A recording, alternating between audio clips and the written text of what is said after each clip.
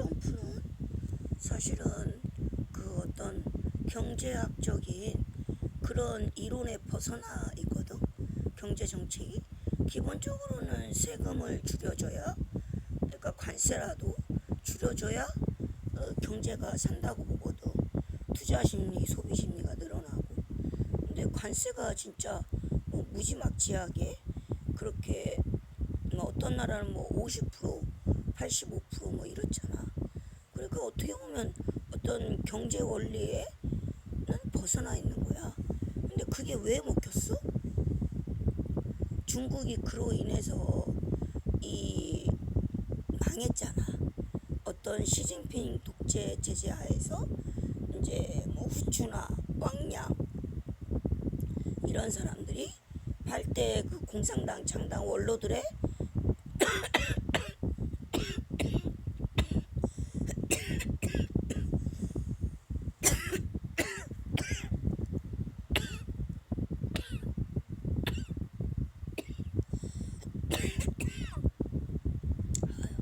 감기기가 좀 있어.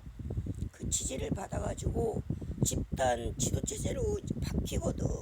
보통 이제 8월쯤 평화적으로 이제 그 시진핑이가 건강 악화로 권력을 이양한다 그러거든. 근데 사실 내면에 있었던 거는 그 무지막지한 경제 원리를 벗어난 트럼프의 이제 관세 정책 때문이야. 그것 때문에 전 세계 각국이 서로 째이는 거야. 그러니까 중국하고 거래를 안 해. 왜 중국하고 거래하면 트럼프한테 잘못 보여서 이제 관세를 더 물리거든. 트럼프 청구서가 날라오거든. 그러니까 너무 중국하고 거래하는 게 싫은 거야. 그러니까 중국이 왕따를 당해. 그리고 중국도 미국에 뭘 팔 수가 없어. 싼 맛으로 많이 미국인들이 샀거든. 중국 제품을. 근데 더 이상 싸지가 않아. 트럼프의 관세 정책 때문에. 그래서 중국이 쫄딱 망했어. 어느 정도냐면은 중국에 이제 그 옷을 만드는 공장이 있잖아. 그 공장이 예전에 옷 하나가 미국에서 팔릴 때 뭐 3만원, 4만원 이렇게 팔았대.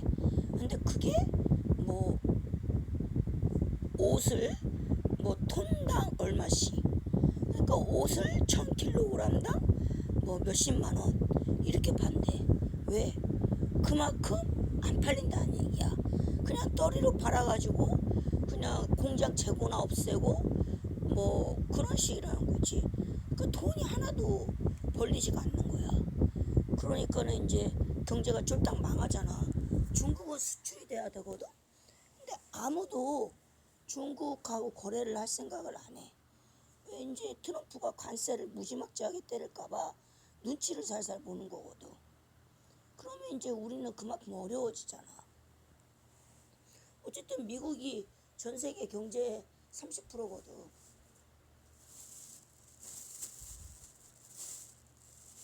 그 30%를 잃는다고 생각해봐. 어떤 사람이 한 달에 300만 원 가지고 살아. 근데 어떻게 일을 잘못을 해서 30% 월급을 감면하게 되었어. 그러면 300만 원에 30%면 얼마야? 90만 원을 감면을 받으니까 210만 원 가지고 어떻게 사냐고. 그런 식인 거야. 국가마다 다 째요. 그러니까 중국을 멀리하는 거지. 거래를 절대로 잘 안 한단 말이야. 그러니까 중국이 쫄딱 망한 거야. 그래서 이제 시진핑 정권에서 이제 집단 지도 체제로 그렇게 이제 바뀌는 거지. 그래서 이제 트럼프의 관세 정책은 경제 원리에 따르자면은 세금이 낮아야, 세금을 깎아주어야 경제가 활성화되고, 그게 또 FTA의 어떤 원리였거든. 오바마 때 FTA 많이 했었잖아. 그런데 그리고 이제 교통을 자유롭게, 그래서 이제 무비자로 이제 왔다 갔다 외국에 이제 무비자로 갈 수 있게끔 뭐 그랬단 말이야. 교통도 자유롭고 관세도 자유롭고, 그게 이제 FTA잖아. T가 이제 텍스라는 뜻이거든. 그러니까 이제 프리, 텍스, 에어리어가 아니라 어그리먼트인가? 그래서 이제 관세가 없는 그런 협정을 맺는 게 이제 쉽게 말하면 FTA거든. 그래서 지금은 이제 관세를 무지막지하게 그렇게 물리니까는 사람들이 중국하고 거래를 안 해. 트럼프 비위 건드릴까봐. 그럼 우리가 또 관세를 엄청 물리거든.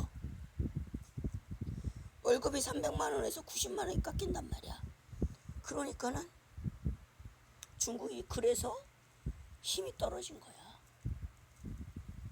수출이 안 돼, 중국이. 미국뿐만 아니라 다른 나라도 웬만하면 중국 거 안 받아줘. 그래서 사실은 그 어떤 트럼프가 예상했던 그 민주주의를 지키고 공산주의를 멸하고, 그게 이제 사실은 그 경제 원리에 벗어난 무지막지한 관세 정책 때문에 가능했거든. 그 다음에 그 관세 정책이 어쨌거나 메이커들 그런데 물리는 거란 말이야. 미국 내 공장은 물리질 않아. 그러니까 똑같은 셀폰이라도 미국의 중소기업에서 만든 셀폰은 관세가 없어. 미국에서 대학을 나와가지고 얘네들이 컴퓨터를 잘하거든. 그래서 이제 핸드폰을 만든 거야, 좀 싸게. 일회용 핸드폰을. 그러니까 일주일밖에 못 가, 그 핸드폰은. 근데 이제 일회용이야.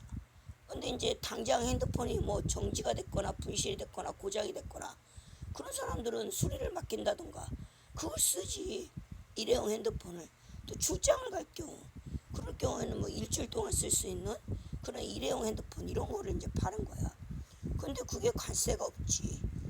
왜? 미국 내 공장에서 만들었으니까 젊은 애들이 이제 그런 핸드폰이 또 잘 팔려.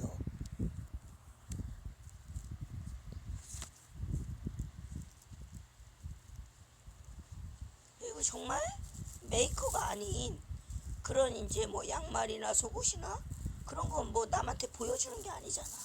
그런 것도 잘 팔리고. 그래서 사실은 중소기업 비메이커 정말 노브랜드 상품 미국 내 공장에서 만드는 그런 거는 잘 팔린단 말이야.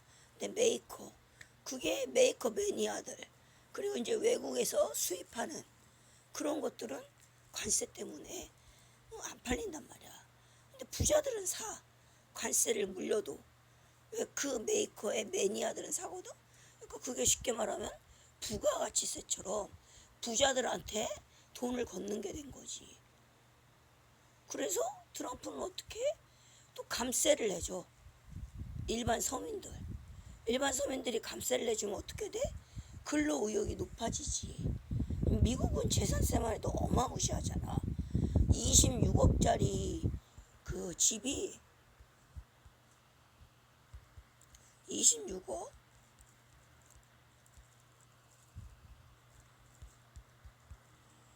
매년 재산세가 3,900만 원이 나와.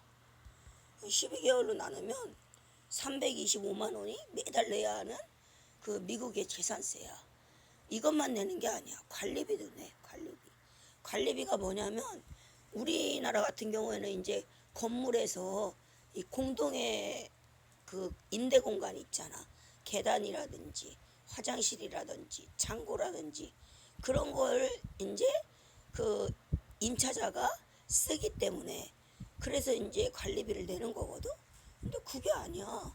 미국의 관리비는 뭐 동네에 있는 공원이라든지 도로라든지 또 이제 뭐 소방수라든지 뭐 그런 공용시설 그거를 니네들이 쓴다. 니네들이 이용을 한다. 그래서 걷는 게 또 관리비야. 그리고 관리비는 월세 사는 사람이 내는 게 아니다. 관리비는 그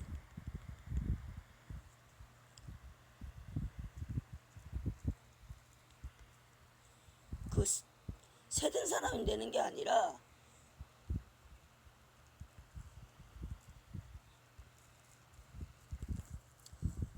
그 집주인이 내는 거야. 집주인이. 그 사실 미국에서 집을 가진다는 거는 굉장히 돈이 많이 나가.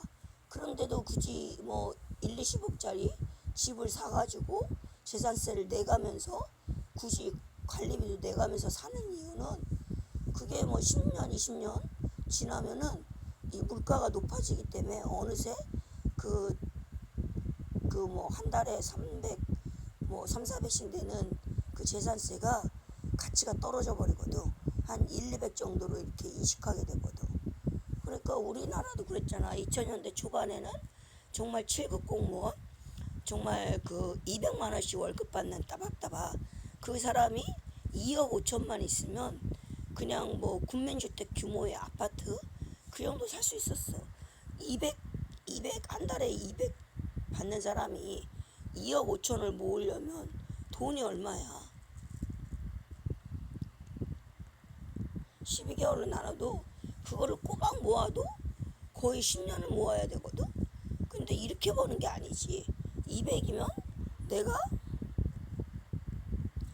이제 그 200 중 30만 원만 30만 원만 내가 그 이제 주식에 투자를 하는 거야. 우량주에 뭐 삼성전자 무슨 뭐 현대차 뭐 이마트 뭐 SK 하이닉스 무슨 뭐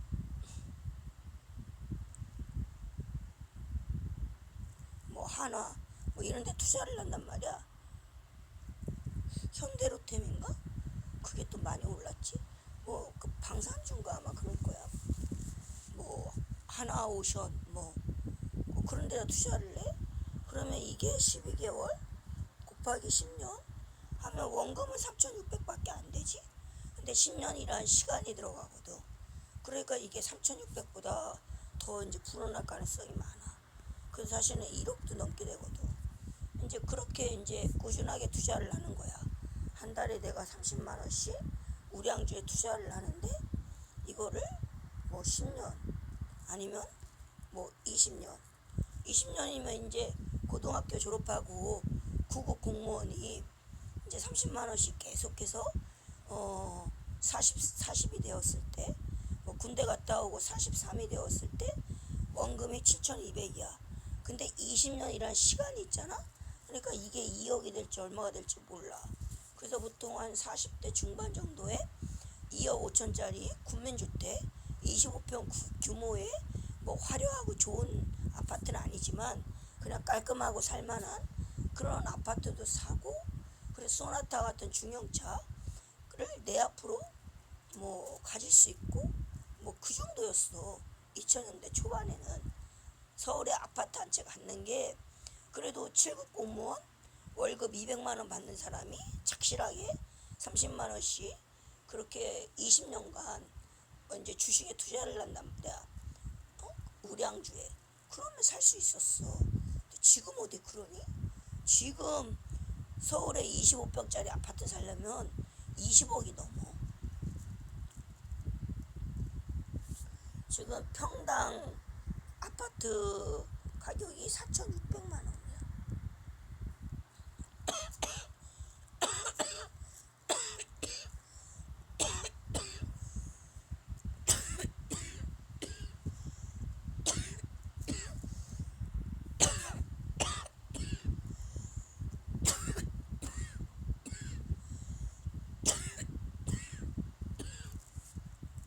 아무리 낡은 아파트라도 11억을 가져야 돼. 그 11억이면 차라리 그런 중소도시에서 원룸이나 오피스텔을 사가지고 1억짜리 오피스텔을 10채 11채 사가지고 세를 놓는 게 낫잖아. 500에 50 뭐 이렇게 관리비 10만원. 누가 요즘은 뭐 캡스 같은 거 KT텔레카 세콤 이런 저 경호업체까지 다 달아준다고 그러더라. 여자 혼자 산다 이러면 오피스텔 주인이 자기가 돈 내고 다 달아주고 관리비는 조금 더 비싸게 받는데 10만원 뭐 이렇게. 그게 더 확실하고 안전하잖아. 요즘은 워낙 이제 각박해서 스토커도 많고 이러니까. 남자친구가 여자친구를 데이트 요즘 안 해준다고 약간 헤어지는 쪽으로 가니까 살해를 하고 산속에서 뭐 6개월인가 뭐 이렇게 혼자서 은둔을 했다. 뭐 그런 것도 뉴스에 나오거든. 그래가지고 요즘은 오피스텔을 차라리 1억짜리를 그러니까 실평수는 뭐 한 5평도 안 되지. 근데 빠지기는 뭐 평수는 뭐 7평, 뭐 8평 이렇게 빠지지. 그런 거를 이제 그 사가지고 11채를, 그래서 뭐 500에 50, 뭐 조금 좀 평수가 넓고 좀 안에 시설이 다 되어 있는 경우, 뭐 가변형 가구라든지 소파로도 하고 낮에는 밤에는 침대로도 쓰고, 그 책상도 그렇잖아.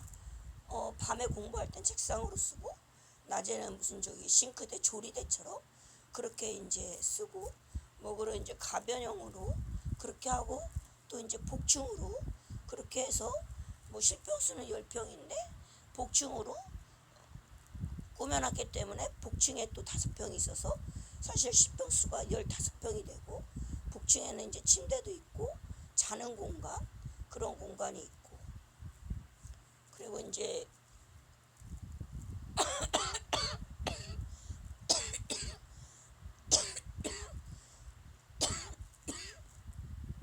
주거 겸용 오피스텔 같은 경우에는 이제 사업하는 사람들은 복층에다가 이제 창고처럼 그렇게 이제 쓸 수도 있고, 자기네 이제 물건을 이제 쟁여두는 곳이지. 1층은 이제 낮에는 오피스텔하고 밤에는 이제 그 아파트처럼, 소형 아파트처럼 이제 자기도 하고 뭐 그런 곳으로 쓰기도 하거든. 그러니까 이제 그런 데는 이제 조금 평수가 2배로 크고 시설도 되게 좋고, 그러니까 그런 데는 뭐 1,000에 100만 원, 뭐 관리비 20만 원, 뭐 이렇게 받고 그러잖아. 오피스텔은 좀 시설 같은 거, 인테리어 이런 것도 많이 따지거든. 그래서 이제 차라리 그런 걸 사든지 아니면 건물을 사는 경우도 있어. 이 경매나 공매로 건물을 사가지고 이제 그 건물에 이제 세가 들어오잖아. 그러면 이제 보통 보증금 얼마에 월세 얼마잖아. 근데 이제 그 얘기를 하는 거야, 건물주가. 이제 경매로 산, 나는 국민은행이랑 거래하는데 나처럼 앞으로 이 장사하는 거 맨날 이제 니네들 하루 매출을 통장에 입금할 거 아니냐. 국민은행이랑 거래를 한다. 그렇게 이제 계약서에 나하고 써놓으면 내가 니네들 보증금을 5년 동안 올리지 않겠다.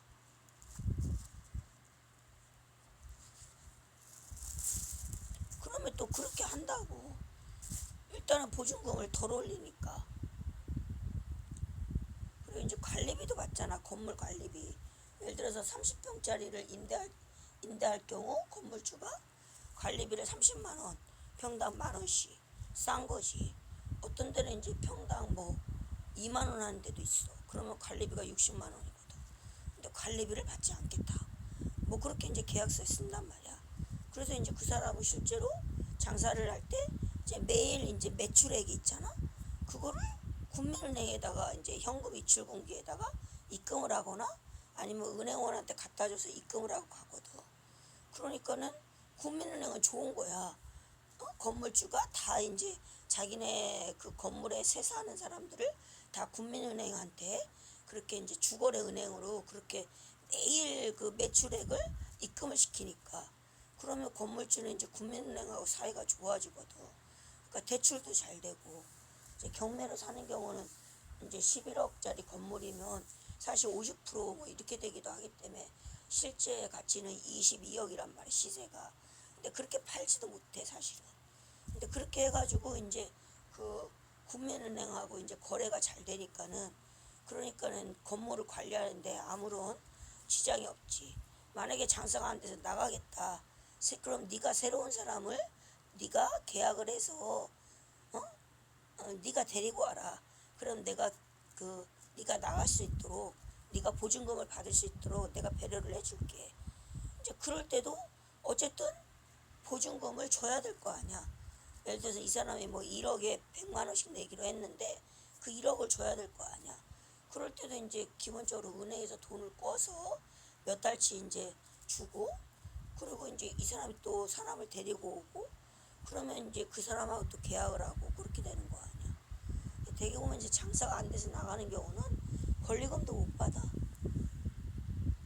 시설비도 최저로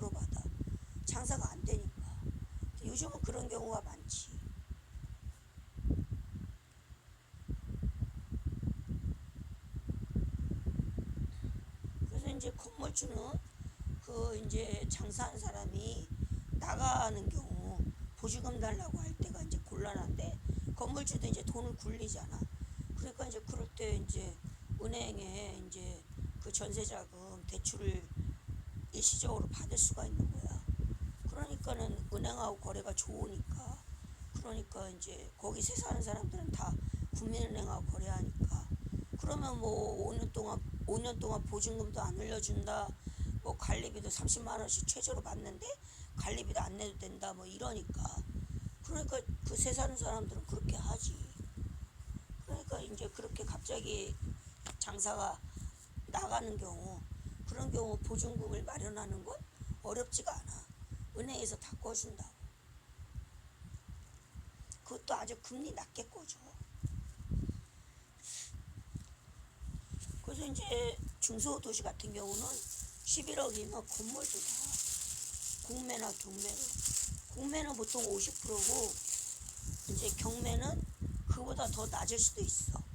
뭐 트럼프는 뭐 몇천만 달러짜리를 100만 달러에 샀다고 되게 이제 자랑하고 그랬거든. 이제 그만큼 이제 경기가 어렵다는 얘기지.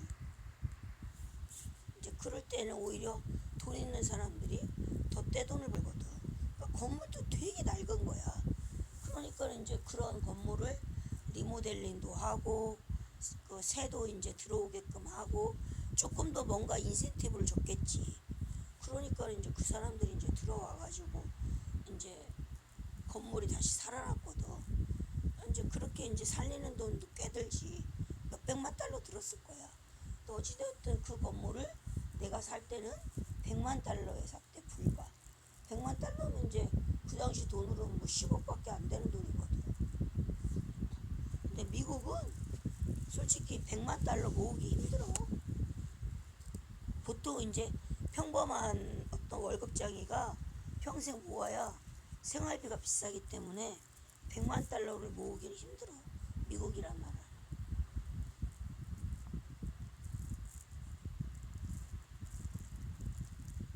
그러니까 이제 그 연소득이 좀 강한 사람들 있잖아. 뭐 6억, 7억 되는 사람, 1년에 그렇게 버는 사람, 월급을 그렇게 받는 사람, 뭐 그런 사람들이나 뭐 월가에 무슨 저 펀드 매니저라든지 뭐 아니면 뭐 의사라서 이제 병원, 자기 병원을 갖고 있다든지, 아니면 이제 대학 교수라도 책을 많이 내가지고 그 책을 팔은 그 돈이 많다든지, 이렇게 꾸준한 수입이 있고, 그리고 이제 그 연소득이 높은 한 뭐 6억 7억 되는 사람, 그런 사람들이나 진짜 생활비가 물가가 비싸도 뭐 10억 20억 되는 집도 사고, 때로는 뭐 주식 투자 같은 거 투자를 잘해서 성공적으로, 그래서 뭐 70억짜리 그런 고급 주택, 미국에서도 70억 정도면은 이제 고급 주택이라 부자라고 그러거든. 그런 걸 사는 거야. 그래서 어찌되었든 트럼프는 이제 세금을 감면해줘. 그러면은 이제 그 일일 노동자들이라든지 그렇게 이제 자기가 벌지 않으면은 이제 안 되는 그런 이제 그런 사람들은 근로 의욕이 되게 높아지지. 세금을 깎아주니까. 그래서 이제 그 미국에서 근로 의욕이 높아지고 이제 서민들도 조금 더 혜택을 받거든. 그러면 이제 규제 완화를 해. 규제 완화를 해서 이제 완전 고용률처럼, 이제 그렇게 완전 고용률처럼 그렇게 이제 고용을 되게 이제 빵빵하게 달성을 하는 거야. 규제 완화가 가장 효과적인 거거든. 완전 고용을 달성하기 위해서. 그러니까 이제 실업률이 1% 미만인 거지. 이제 경제 활동이 가능한 인구 중에 실업률이 1% 미만이면 완전 고용을 달성했다고 그러거든. 근데 그렇게 되는데 가장 지름길은 규제 완화거든.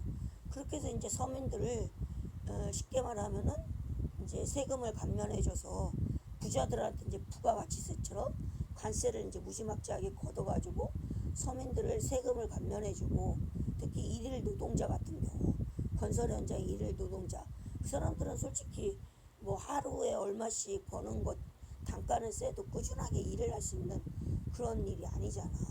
그러니까 일자리 자체는 불안하단 말이야. 그리고 위험하고 다치면 또 못하고. 그러니까 이제 근로의욕을 높이고 세금을 감면해서 규제 완화를 통해서 경제활동 가능 인구를 실업률을 1% 미만으로 낮춰서 완전 고용. 그렇게 해서 이제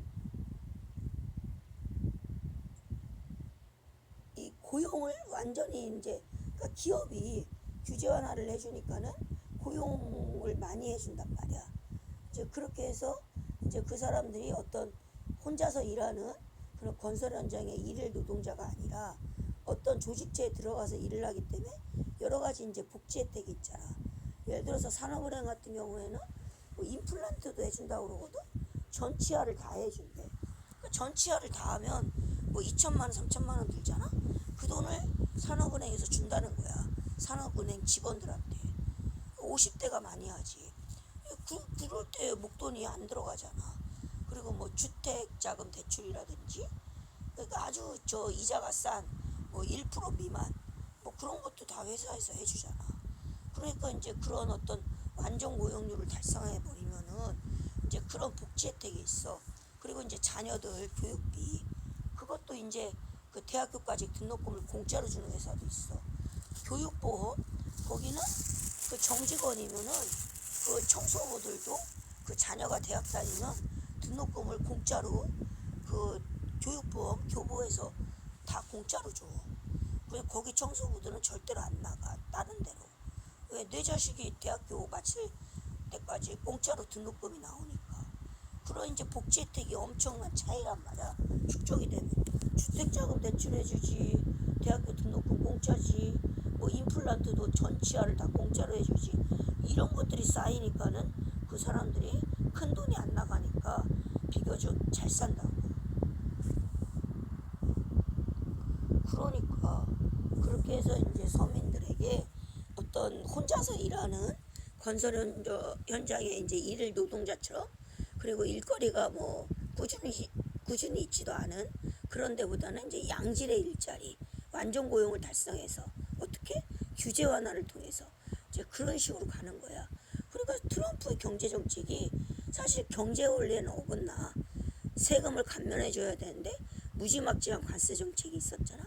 그런데도 그게 들어맞는 거야. 현재 이제 그만큼 이제 비정상적인 상황인 거지. 그 어떤 공산주의의 확대라든지 뭐 시진핑 독재 체제라든지 뭐 코로나로 인한 그 국가 재정의 악화라든지. 근데 어쨌든 트럼프가 그거를 잘하고 있거든. 그 민주주의가 이겼다는 것만으로도 얼마나 그게 큰 승리냐고. 시진핑이 독재 체제 하에서 이제 건강 악화를 이유로 집단 지도 체제, 후추나 뭐 작은 후신타오라고 불리는 후추나 왕양 이런 사람들이. 그리고 군사는 장유샤가 이제 군사 쪽은 꽉 잡고 있고 그렇단 말이야. 나는 군인이지 정치가가 아니다. 그러니까 이제 군인의 어떤 영역을 정치적으로 이제 멀리하는 뭐 그런 쪽이잖아. 그리고 이제 군인의 기강을 잡고 그거를 이제 그 장유샤가 하고 있잖아. 그렇게 했기 때문에 사실은 그 어떻게 보면은 그 정말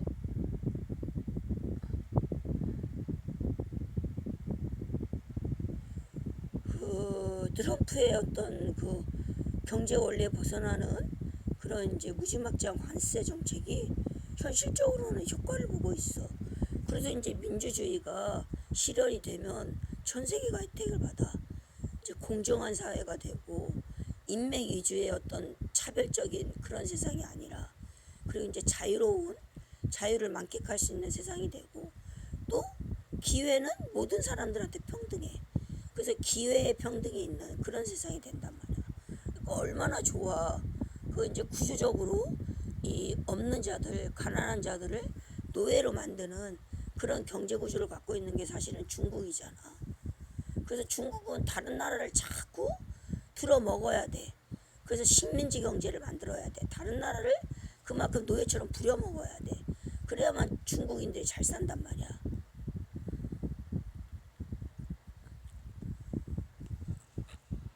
그러니까 공산주의가 사실은 다른 나라를 노예처럼 부려먹는 그런 체제라고 볼 수가 있지.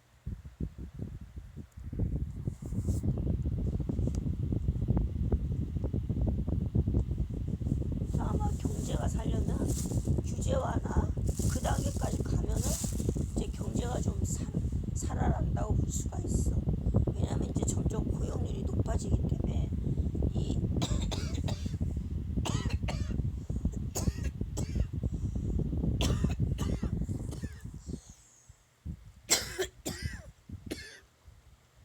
경제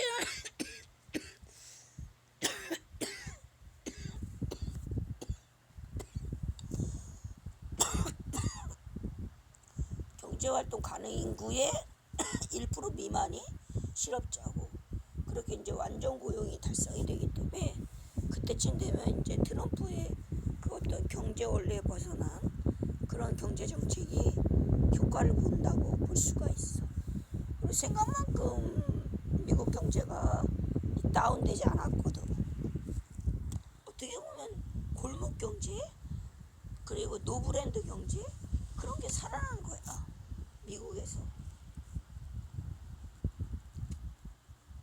과자도 개인이 이제 만드는 과자점이 되게 맛있는 과자를 만들 수도 있거든. 근데 이제 미국은 대기업 위주의 과자였잖아. 뭐 펩시콜라 그 회사도 이제 미국에서 이제 우리나라 롯데처럼 그렇게 이제 대단한 이제 유통 공룡이거든.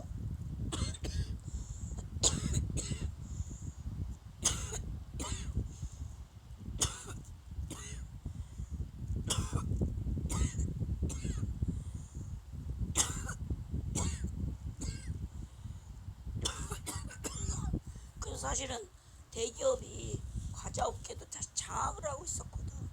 그런데 이제 골목 경제, 골목에 조그마한 과자 가게가 있는데 개인이 만드는 수제 과자 가게야. 근데 참 맛있어. 근데 이제 그런 데가 이제 살아나는 거지. 그 구두도 그래. 구두 같은 경우도 대기업체에서 다 독점하다시피 했는데 골목에 구두를 이제 수선하고 때로는 이제 구두를 맞추어주는 구두를 만들어주는 가게가 있어. 평발이면 평발인 대로 이제 본을 떠서 맞춰주고, 자기가 이제 발이 조금 이제 좀 발이 약해. 발이 약해가지고 이제 뭐 족저 근만형 뭐 그런 게 있어. 그러면 이제 충격을 완화할 수 있도록 조금 더 이제 밑에 그 신발을 운동화처럼 편안하게 그렇게 이제 구두를 맞춰주기도 해. 그런 이제 골목에 구두방이 있어. 수선도 하고 구두를 맞춰주기도 하는 그런 데가 살아나는 거지. 노 브랜드 경제가. 뭐 양복도 이제 개인이 맞추는 양복집이야. 뭐 어떤 뭐 메이커가 아니거든. 그런데 뭐 그런 건 관세로부터 자유롭잖아. 그런데 이제 이 아저씨가 양복을 오래 이제 했었어. 그래가지고 거의 평생을 했기 때문에 20대 때부터 지금 나이가 이제 거의 60이 넘었는데 40년도 넘게 한 거야. 고등학교 졸업하고 나서. 그래서 양복을 되게 잘 만들어. 그러니까 이제 그런 아저씨한테 양복을 맞추기도 하고. 이제 사람마다 체형이 다 틀리니까 어떤 사람은 이제 어깨가 더 넓은 사람도 있고, 어떤 사람은 이제 허리가 더 두꺼운 사람도 있고, 또 어떤 사람은 이제 다리가 이제 되게 이제 그 근육이 많이 붙는 그 건각이라고 하지. 되게 이제 건강한 다리를 갖고 있는 사람도 있거든.